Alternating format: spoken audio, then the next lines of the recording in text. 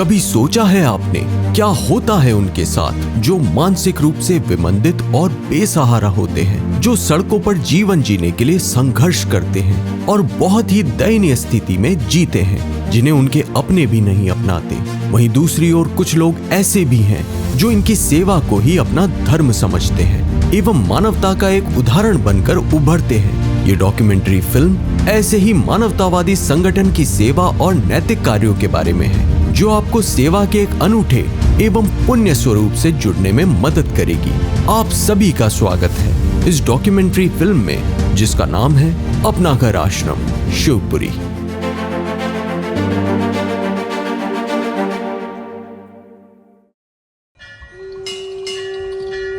Shivpuri railway station से मात्र 14 kilometre दूर, शहर के शोर, ट्रैफिक और भीड़-भाड़ से थोड़ा हटकर एक सुकून भरी जगह है, खुले आसमान के नीचे, जहां पेड़ों की सरसराहट है और एक ऐसी खामोशी जो घर सी लगती है। यही है अपना घर आश्रम, जो सिर्फ ईंट और दीवारों से बना कोई आम भवन नहीं है। ये एक ऐसी जगह है जहां वो जिंदगियां बसती है जिन्हें समाज ने जैसे अपना हिस्सा मानना ही बंद कर दिया था।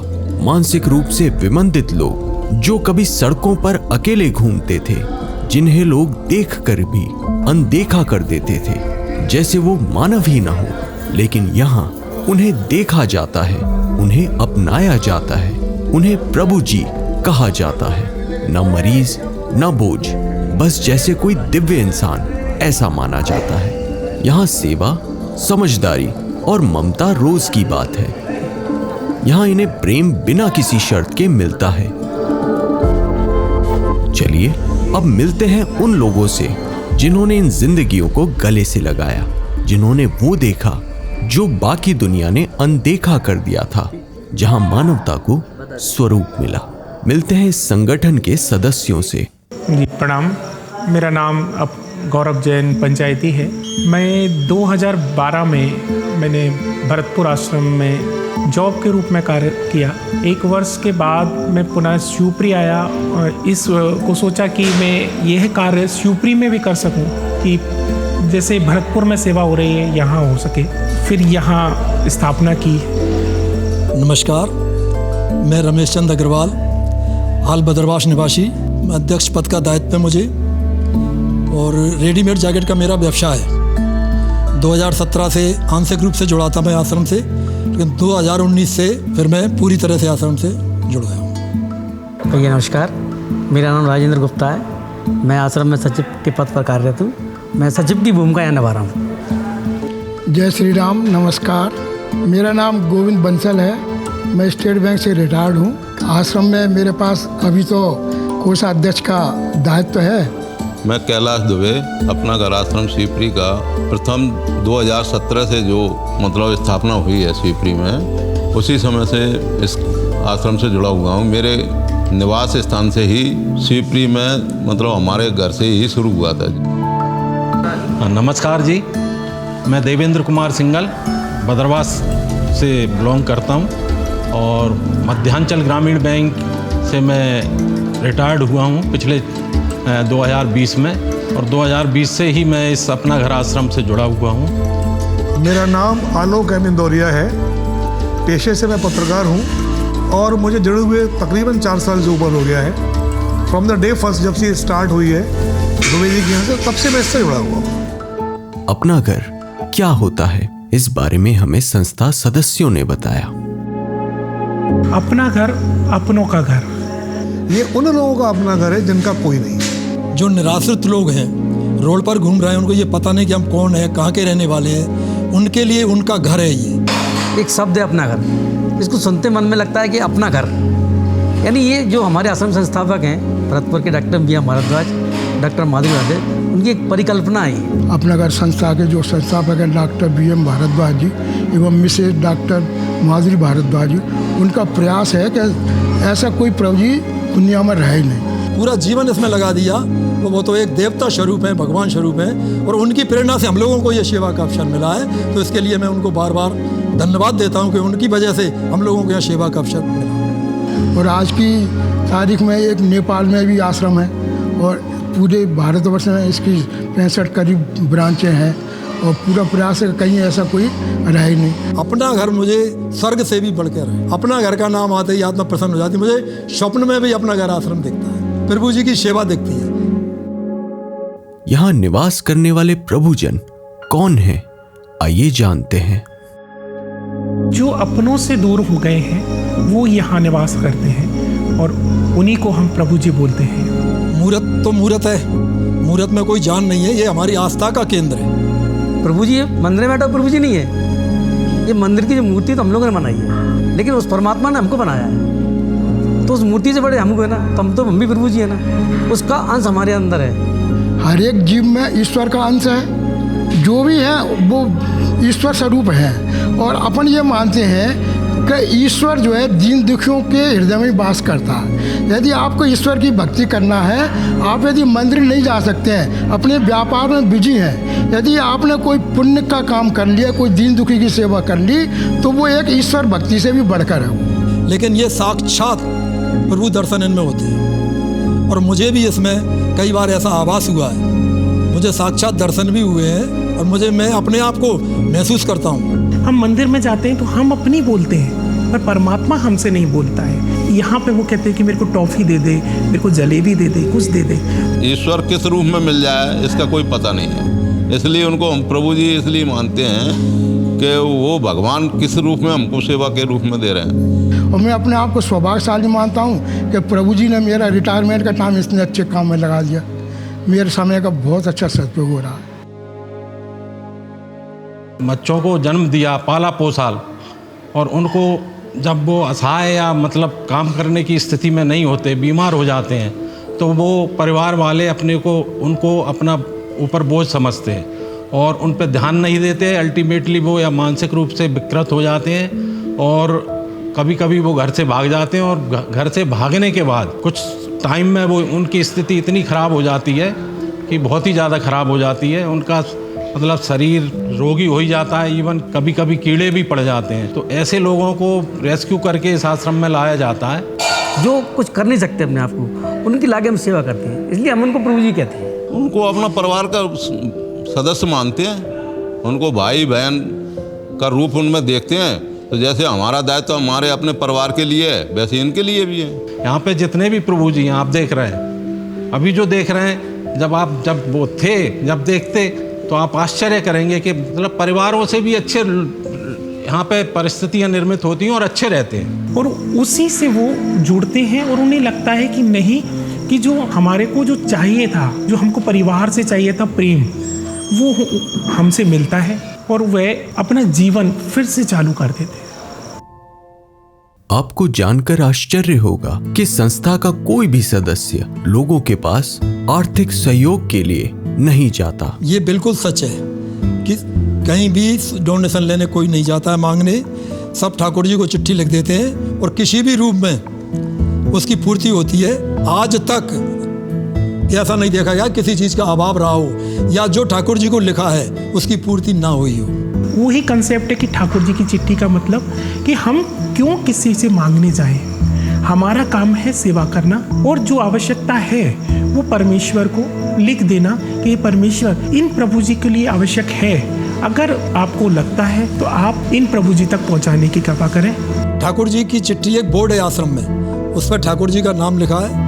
ठाकुर जी के नाम से चिट्ठी लिख दी जाती है। आश्रम की क्या आवश्यकताएं उस पर लिख दी जाती हैं और ऐसा आज तक नहीं हुआ कि आवश्यकता की पूर्ति ना हुई हो। कभी अगर नहीं हुई तो हम ये मान के चलते हैं कि हमारी पात्रता में कमी है, कहीं ना कहीं हमें ही कमी है या उसकी हमको आवश्यकता नहीं है, हमने गलत लिख दिया।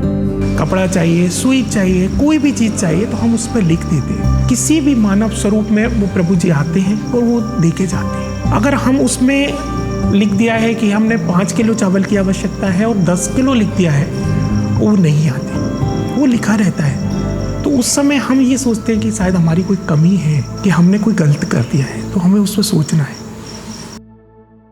प्रभुजियों की सेवा में संस्था को किन चुनौतियों का सामना करना पड़ता है, आइए जानते हैं। चुनौती तो अब कुछ सामने दिखती ही नहीं है। ऐसा लगता है कोई भी जैसे काम आता है तो बहुत आसान, मतलब पता ही नहीं चलता चुनौती क्या है। मैं ये समझता हूँ कि अच्छे भले लोगों को रखना चुनौती है, इनको रखना, इनकी सेवा में तत्पर रहना कोई चुनौती नहीं है। परमात्मा अपने आप शक्ति देता है। किसी ने बताया था कि वो प्रभु जी डले हुए हैं, वो जले हुए हैं। मैं गया, देखने गया, देखा उसके पेट यानी उसके पूरा पेट जल चुकी थी पूरी।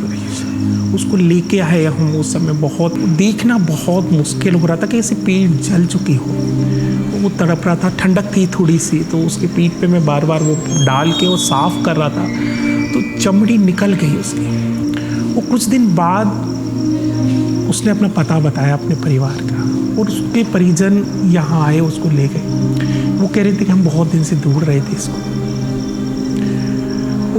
उसका घाव ऐसा लग रहा था कि पता नहीं परमात्मा ने कितनी जल्दी उसको सही कर रहा था। ऐसा लग रहा था कि वो उसको अपना मिल गया हो कोई, उसकी सफाई करके, और वो अपने घर खुशी खुशी चला गया।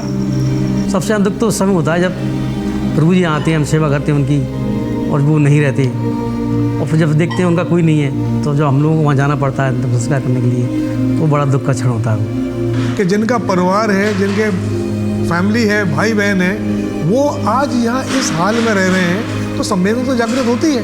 और सबसे ज़्यादा दुख तब होता है जब इनमें से कोई प्रभु जी जो है ब्रह्मलीन हो जाता है। कुछ प्रभु जी शांत हो जाते हैं, अपन उनके परिवार वाले जब उनको शांत होने के बाद भी उनको खबर करते हैं, तो वो समय भी नहीं लेते। बहुत कष्ट होता है ऐसी बात में। हम जब एक छोटे से घर में हम रहते हैं, जब माँ बाप और 2 बच्चे होते हैं, यदि बच्चा ही यदि दुखी होता है तो कितना कष्ट होता है। तो जब यहाँ के अपन देखते हैं तो वो दुख तो अलग बात है। उसका मतलब कैसे बयान करेंगे, मुश्किल है बयान करना, असंभव। परिवार वालों पे बहुत पैसा भी होता है, परंतु वो उसके बाद भी उन्हें नहीं अपनाते, तो हमको या तो मेडिकल कॉलेज को हम दान करते हैं, बॉडी ऑफ मेडिकल कॉलेज वाले अगर नहीं लेते हैं तो फिर उनकी जैसी मुसलमान है तो उनके मुसलमान की पद्धति से करते हैं उनका दफनाने का कार्य, और अगर मान लो वो हिंदू हैं तो फिर उनको जलाने का काम करते हैं। ये दुख है, लेकिन खुशी भी है। यदि ये नहीं हो तो हमको सेवा का अवसर कैसे मिले। लेकिन दुख तो इस बात का है कि इनको अपने लोग नहीं रख पा रहे हैं। अपना घर आश्रम शिवपुरी के सदस्य मानसिक विमंदित प्रभुजनों को अपने बिछड़े हुए परिजनों से मिलाने का पुण्य कार्य भी करते हैं।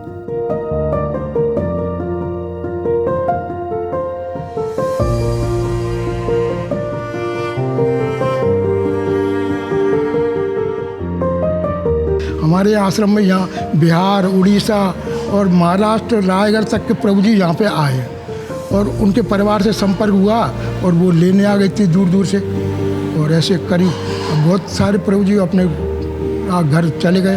हमको खुशी होती है ऐसे जब प्रकरण होता है। लेने के लिए उनके परिजन आते हैं, तो जब वो उनका अपन देखते हैं कि यार इनके परिवार के माँ बाप, भाई बहन, क्योंकि वो जब छोड़ते हैं या छूट जाते हैं, क्योंकि मानसिक विक्षिप्त होता है तो व्यक्ति भग जाता है। और जैसे मान लो मैंने किसी का प्रयास भी किया ढूंढने का, तो वो नहीं मिल पाया मेरे को। बहुत कोशिश करते हैं हम तो। हमको सबसे ज़्यादा खुशी उसी बात की होती है कि जैसे कोई आया प्रभु, अगर उसके कोई परिवार वाला मिल जाए तो हमको, अगर उसके परिवार से हम मिला दें तो उसमें सबसे ज़्यादा हमको उसी बात की खुशी है। अपना घर आश्रम की टीम प्रभु जी को शिवपुरी की ऐतिहासिक स्थली छत्रियों के टूर पर भी लेकर गई। यहीं हमें श्री राजेंद्र गुप्ता जी ने सिंधिया राज परिवार और अपना घर के संबंध के बारे में भी बताया। सिंधिया परिवार हमारी शिवपुरी का संरक्षक है। हमारी कई पीढ़ियां गुजर गई, तब से हमारी शिवपुरी में वो उनका बरदस्त है, और वही सारी सेवाएं ससुराएं यहाँ पर करते हैं। इस आश्रम से उनका अत्यधिक जुड़ाव है। जब से महाराज थे, हमारी विधायक यशोधरा जी थी, वही बहुत आती थी यहाँ पर। अभी हमारी सांसद हैं ज्योतिराज सिंधिया जी, उनकी पत्नी भी आई। उन्होंने कहीं पर समय नहीं देते, कहीं जाते हैं 10 मिनट, 5 मिनट, 15 मिनट के लिए जाते हैं, उन्होंने पूरा 1 घंटा दिया। और बहुत से प्रभु जी से बात की उन्होंने समझा, उनको बड़ा विस्मयकारी घटना उनको लगी, और उनका मानसिक उनको बड़ा ही कष्ट हुआ। उन्होंने ये तक कहा है कि हमारी कहीं भी किसी बात की जरूरत पड़ेगी, हम हमेशा तैयार हैं। शिवपुरी के प्रमुख लोगों ने अपना घर आश्रम संस्था के प्रति अपने विचार साझा किए। देखिए, सबसे पहले तो अपना घर अपना भी है, घर भी है। तो जो बिछड़े लोग हैं, जिनकी स्मृति खत्म हुई, अथवा जो पारिवारिक परिस्थितियों में ऐसे हुए कि जो छूट गए, मैंने अगल सही अर्थ में कहे हैं, इसका कोई नहीं, उनके लिए वो घर सो 2 लाइन में बोलूँ तो जिनका कोई घर नहीं है उनके लिए ये घर है, और जहाँ उनका मूल घर रहा होगा उनके बाहर उनके मूल घर से भी बेहतरीन घर है। ये मुझे कोई 3-4 वर्ष हो गए हैं जब से मैंने संस्था ये देखी है, और ये मुझे पहली संस्था ऐसी है जहाँ पे ऐसा अनुभव हुआ कि ऐसी सिंसियर डेडिकेशन और कैसे मोटिवेशन के साथ कोई लोग अच्छा कार्य बिल्कुल निस्वार्थ, उसका कोई रिवॉर्ड नहीं है, कोई आगे ताली नहीं बजाने वाला, कोई कुछ नहीं, अपना जो कर्म है वो करते जा रहे हैं। और जो जन प्रभु जन जिनका कोई देखने वाला नहीं था, उनको आश्रय ही नहीं, उनको सम्मान का जीवन मिल रहा है। एक सेवा भाव को लेकर के जो समाज के परित्यक्त लोग हैं, जिनके अपने परिवारों ने उनको छोड़ दिया है, आप स्वयं भी जब जाएंगे तो देखेंगे उनमें से बहुत से लोग मानसिक रूप से विक्षिप्त भी हैं, कुछ फिजिकली डिसेबल्ड लोग भी हैं, लेकिन इतने अच्छे से वहाँ की टीम उनका ध्यान रखती है, उनका ट्रीटमेंट करती है, और फिर उनमें से बहुत से लोगों को अपने परिवार से मिलाती भी है।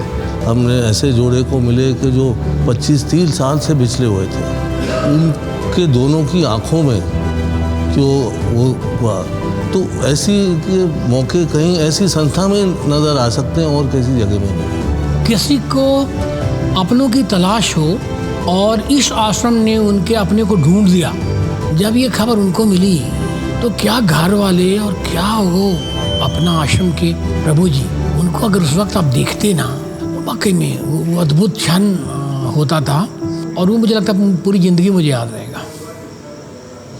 डेफिनेटली, मतलब मैंने बहुत सारी चैरिटी वर्क देखे हैं, लोग पैसे से कहीं जगह मदद करते हैं। ये एक ऐसा इंस्टीट्यूशन है, ये लोग कभी किसी के पास में मदद मांगने नहीं जाते हैं, लेकिन ये तय बात है जो व्यक्ति एक बार वहाँ पे अपना घर चला जाएगा देखने के लिए, वो खुद ही इतना द्रवित हो जाएगा देख करके इनके डेडिकेशन को, इनके सेवा भाव को, कि वो उस संस्थान से जुड़ने का प्रयास जरूर करेगा।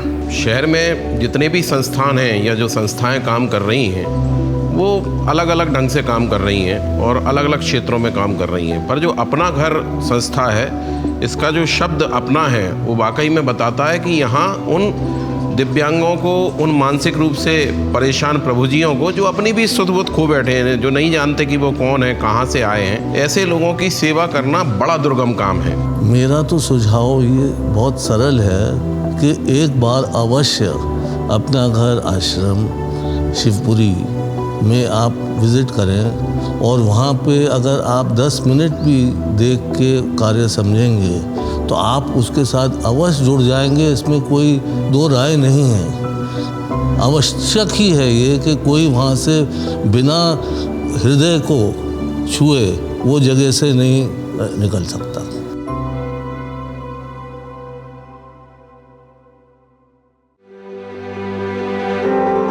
सभी ने हमारी टीम और इस डॉक्यूमेंट्री को बनाने के प्रयास की बहुत सराहना की। देखिए हिमांशु जी, तो पहले भी आप 2 दिन यहाँ आश्रम पर आए, यहाँ रुके, कोई शुल्क आश्रम से नहीं लिया, ना आश्रम ने आपको कुछ दिया, रूखा सूखा भोजन जो प्रभु जी पाते हैं वही आपने पाया। तो इससे ये सिद्ध तो होता है कि हिमांशु जी के मन में भी सेवा भाव तो है, और उसी सेवा का परिणाम है कि आप अपनी टीम के साथ यहाँ पधारे।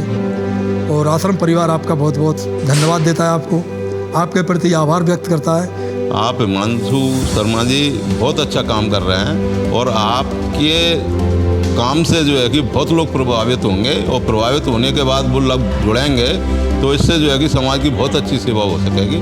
आपका बहुत बहुत धन्यवाद, बहुत अच्छे आपने प्रयास कर रहे हैं। हिमांशु भैया, मैं आपके से कहना चाहूँगा ये बहुत अच्छा कार्य है कि आप एक ऐसी चीज़ जो छुपी है उसको उभार के लोगों के सामने रख रहे हैं, जिससे वह समझ सके कि एक्चुअल अपनापन क्या है, प्रेम क्या है।